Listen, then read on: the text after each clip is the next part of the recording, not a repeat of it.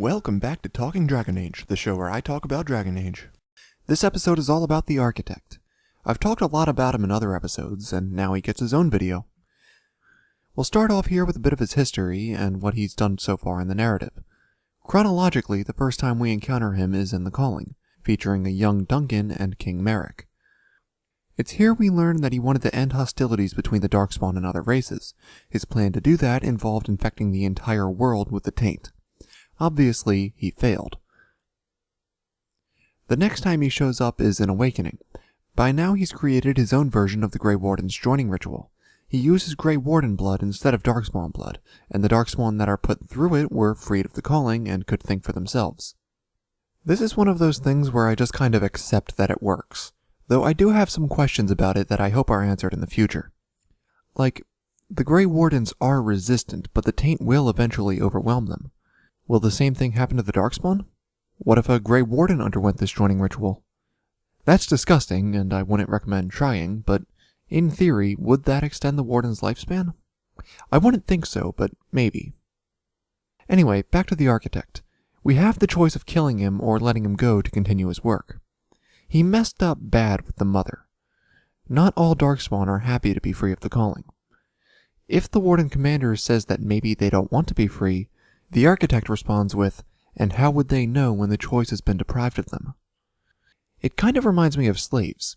It doesn't occur to a lot of them that they can be anything else. As Fenris put it, you think of nothing but your master's needs and what the next hour will bring. Let's talk about free Darkspawn. A messenger from the Architect shows up in Amaranthine to warn us about the Mother's forces attacking Vigil's keep. I always save Amaranthine, and I like that you can tell the messenger to fight with you. In the epilogue, it's heavily implied that he then wears a disguise and protects travelers along the road like a hidden guardian. Unfortunately, he also continues to spread the taint to those same travelers he protected. I don't know why, but I freaking love all of that. He is a creature born of pure evil, trying to help people. Even if you kill the Architect, he's trying to help. He's trying to do something with his life. He could go back to the deep roads, but he chooses to stay and try to save people. On the other end of that, we have the Mother. Now, apparently, her awakening also caused her to remember who she was before and the process of becoming a broodmother, and that is what drove her crazy. Of course, the same can't be said for the Awakened that chose to follow her in her crusade against the Architect. Physically, they are no different than the Darkspawn that chose to follow him. The Darkspawn, despite being connected by the taint, are individuals. And I think that's kind of the Architect's point. They are individuals that should have a choice. The reason he's doing this is because it's just a cycle of violence between Darkspawn and other races, leading to needless deaths on both sides, and he wants to stop that.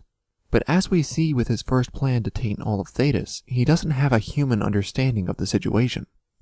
I think he realized that after his first plan was thwarted. He is now trying to think the way we would. I am rarely able to judge how your kind will react. It was most unfortunate. So let's talk about his personal character. He was one of the Magisters that broke into the Black City. That was a turning point for all the Sidereal Magisters. He is not fully human anymore. He is no more human than the Mother. Just like Corypheus, the Black City twisted him. And I think this leads into a philosophical discussion of what it is to be human. As much as I would love to go into that right now, we've got to stay focused on the topic at hand. The Architect doesn't think the way we do, but he is logical, and he does have compassion. He tries to understand humanity because he wants to make peace between us and the Darkspawn. He is trying to do something good, but he doesn't understand the cost. And it's not his fault either. Well, I guess it technically is since he chose to enter the Black City, but he didn't even remember that. Like I said, that act twisted him into a different entity. He's actually a rather tragic character. He's trying to do something good, and unlike a lot of villains that want the same thing, he does have compassion for everyone involved. I don't even think we can call him a villain, or even an anti-hero. He's an anti-villain, if anything, or maybe just neutral. But, and this is a big but, he claims he sent the Withered to ask for the Grey Warden's help, and their reaction is what led to the first battle at Vigil's keep. But the Withered himself said he was there to capture the Warden-Commander. It's possible that once the battle started, he decided we wouldn't come peacefully, but I don't know. He did say he wanted no more death than necessary, but they were coming up with a small army from underground. The architect may not have known how we would react, but I can't help but be suspicious. I do buy that he captured the Warden-Commander in Wending Wood hoping to explain things later, because that's the sort of thing I would do. But he did just kind of stand there while we were being attacked by dragons. Now let's talk about the decision of whether to kill him or let him go. I do honestly believe he is trying to save the Darkspawn and end the Blights. I still always choose to kill him because it's one hell of a gamble to trust him to keep his word. Even if he did, the Darkspawn still spread the taint. And you run the risk of more Darkspawn turning against his ideas just like the ones that joined the Mother. He says himself he doesn't want to rule his brethren, only to free them. The ones that follow him do so of their own free will. But how many more will fight him? Thinking Darkspawn's still committed to being evil? That's almost as big a threat as an archdemon. Of course, if the Wardens work directly with the Architect, that could be manageable. But they don't, even if you chose to let him go. But I should mention something that happens in DA2. You can find a Grey Warden letter along with an experimental drought created by Avernus from the Warden's Keep DLC for Origins.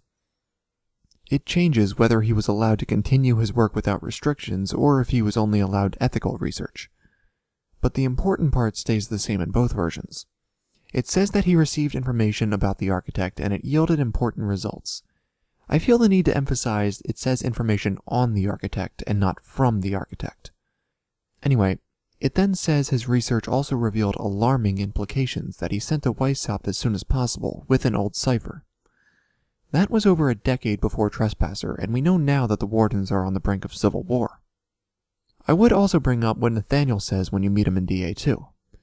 This happens about 7 years before Trespasser, and Nathaniel says he's down there looking for the primeval tag as ordered by the first Warden himself. The Warden's allies assured us these tunnels would still be mostly clear, but it seems they were wrong.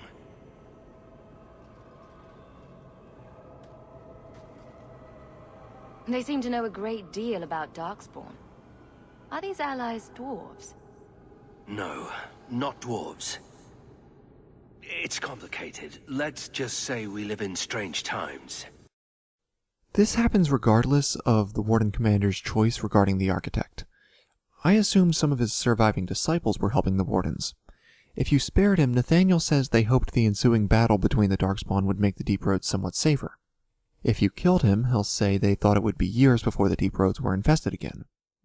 He also admits that the Architect is very dangerous, although he was still in favor of an alliance. That does make sense for Nathaniel's character, and I can't really blame him for wanting to take that risk. But back to the main topic, it seems most likely that his allies were some of the remaining disciples. Now, I brought up in my video for the Grey Warden's future that the Architect will play a big role in the Schism, which is my working title for the Grey Warden's Civil War. I think if the Warden-Commander killed the Architect, it would lead to him believing that the Wardens would never let the Darkspawn be, and so he needs to destroy them in order to save his people. Oh, I forgot to mention, he probably survived by possessing another blighted body just like Carivius and the archdemons. Seranni seems most likely, especially since she disappears if you chose to kill him. Anyway, if you chose to spare him, there are still plenty of Wardens that disagree and would still try to find him and stop him.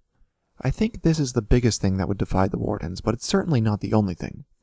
There's also Griffins, that's probably also a big thing. Also, their ethics. Adamant didn't help matters at all. The Wardens have done some pretty despicable things in the name of the greater good, and I can see revolutionists pushing for reforms. And even some of them may not want to work with the Architect. It's going to be a complicated situation. It's going to be awesome, and it will probably end with Hawk walking away from Weishaupt as it explodes in the background. In all seriousness, the Wardens were where we were introduced to the series. There's going to be an epic finale to them. The Warden-Commander is looking for a cure for the taint, and he or she had a personal stake in what went down with the Architect, and so did Duncan. Fans will not be happy if there's no conclusion to the Warden-Commander's cure story, so if and when they return, this seems most likely how. I got a little off track here. Bringing things back around to the Architect, I also want to bring up the fact that way back in development for Inquisition, The plan was to have the Architect show up at Adamant Fortress during Here Lies the Abyss. We don't know what role he would have played, either helping or fighting Corypheus, and it would be a decidedly different game if they had gone through with that idea. I'm glad they changed it to what it is now. But speaking of Corypheus, there's one last thing I want to bring up. I'm sure the Architect at least heard of what happened, that there was another Darkspawn just like him. Even if he didn't hear of Corypheus' origin, I'm sure he would have investigated himself and found out about it that way. The question is, would that revelation bring some of his memories back? About the Black City, if not who he was before? I think it would be cool if he just had some faint images in his memory of what happened in the Black City and returning to the world, but still not quite remembering his life before that. In any event, how would that affect his plans? Would he stay the course, accepting his new identity and turning his back on the past? Would he seek out the other Sidereal Magisters? We know at least a few of them are still out there. If he does seek them out, will he try to destroy them? Let me know, what do you guys think, and what would you prefer? And I think that's about it. So let's recap. The Architect is a freaking awesome character whose voice is totally fine and doesn't need to change for anything. I really want to trust him, but I just can't. There are elements of his story that don't quite add up, and if he betrays us, there's no great way to handle that. There will be repercussions to either choice, and we just have to hope it works out. This is a freaking awesome dilemma. The Architect is probably going to return and have a major impact on the Schism. His disciples may have been working with the Wardens for a while, though we don't know for how long or how closely. What he now remembers and how he will react are still up in the air, but I should re-emphasize that the Architect is no longer human, at least not fully. I'd like to see him turn his back on the past and embrace his new identity, but even then we don't know what he'll do about the other Magisters. Oh, maybe I should bring this up too. We don't know when the next Archdemon will awaken. Erthemiel wouldn't have awoken so soon without the Architect, so there's no telling how close the Darkspawn are to the others. I'm curious to see what he would do in that situation. I'd like to see him try to help. Oh. What would happen if he or another Magister was possessed by an Archdemon after slaying it? Well, that's it for now, guys. Thank you all so much for watching, and remember, Wakanda forever.